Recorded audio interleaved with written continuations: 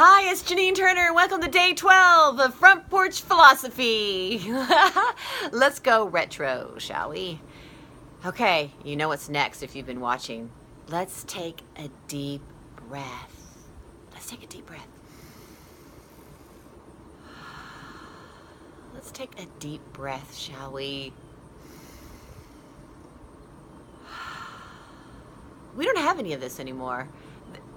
You know, in the days before this, I don't know, crazy society of ours with instant information and fast-moving, fast-paced world, we don't have any time to meditate or think for ourselves or reflect upon God or find inner harmony or just meditate and take times. How about just time to take a deep breath?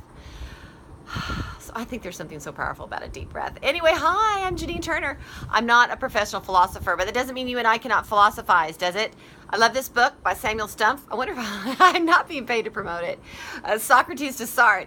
And I'm still fascinated with Plato. Of course, there are zillions of other philosophers we're going to get to eventually, but Plato is just so fascinating. And today, I wanted to talk to you about time.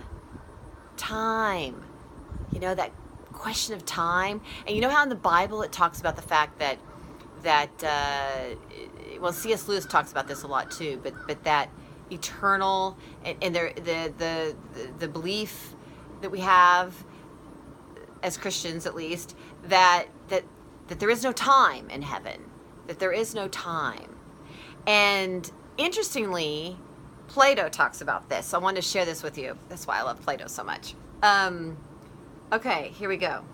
Now you know how Plato believes in the eternal, and he believes in the which is the soul, and he believes in the body, which is changing and always sort of degrading, right?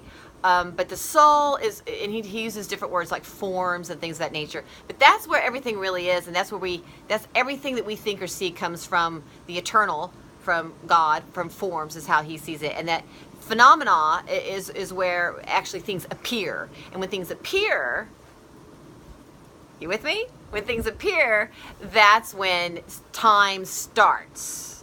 All right, but in the eternal, there is no time because it hasn't appeared. That's what Plato believes. So let me read this to you.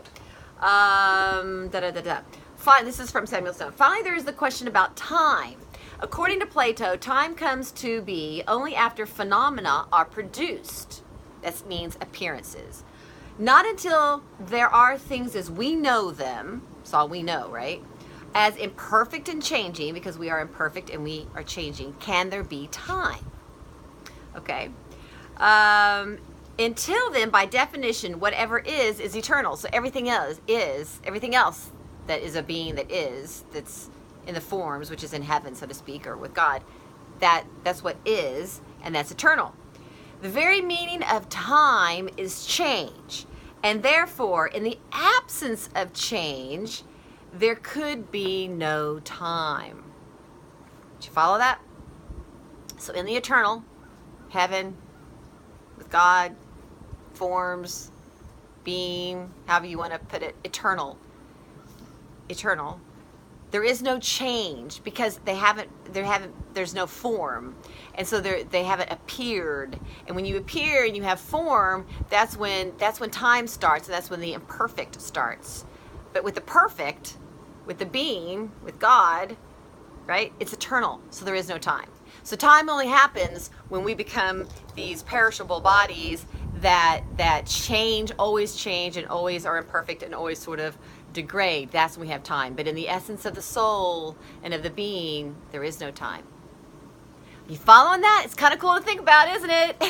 So why don't you talk about that with somebody?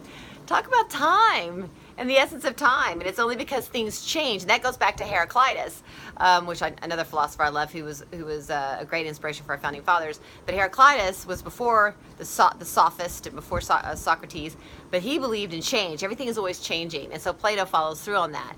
But he believes there's a place where things don't change, and that's eternal. And there's no time there because things don't change. And only when we come to earth and have these bodies and we change is there time.